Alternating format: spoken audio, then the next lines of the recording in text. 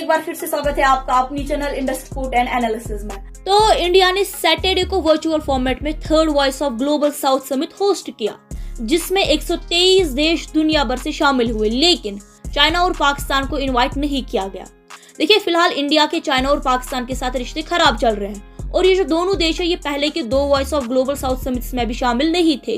खैर, समिट के बाद एक्सटर्नल अफेयर्स मिनिस्टर जो है हमारे एस जयशंकर जी, उन्होंने मीडिया ब्रीफिंग में इस बात का खुलासा किया कि समिट का फोकस था ग्लोबल साउथ डेवलपिंग कंट्रीज के सामूहिक चैलेंजेस का मिलकर सामना करना।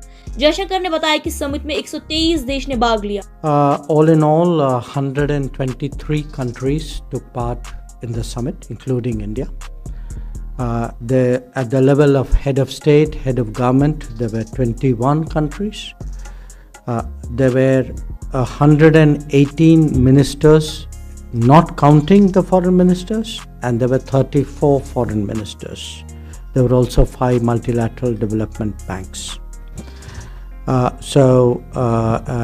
If you add it all up together, that's 123 plus. This is the first plurilateral event, big plurilateral event of the government in its third term. The main theme of the third Voice of Global South Summit was Empowered Global South for a Sustainable Future. अब पिछले कुछ सालों में देखिए, India अपने आप को global south या डेवलपिंग नेशंस, खासकर अफ्रीकन कंटिनेंट के कंसर्न्स, चैलेंजेस और एस्पिरेशंस को हाईलाइट करने वाला एक लीडिंग वॉइस के रूप में पोजीशन कर रहा है।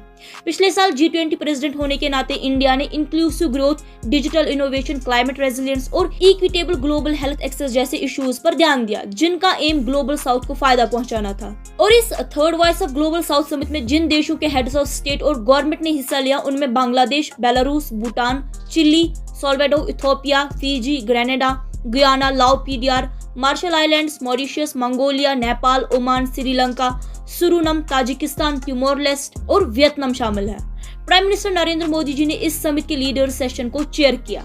अब देखिए, कई देशों ने डेट बर्डन पे भी चर्चा की, जो बोरोविंग्स और इकोनॉमिक प्रेशर से जुड़ा हुआ था। और हमारे जो PM नरेंद्र मोदी जी हैं, उन्होंने कहा कि टेररिज्म, एक्सट्रीमिज्म और सेपरेटिज्म हमारे समाज के लिए सीरियस थ्रेट्स बने हुए हैं।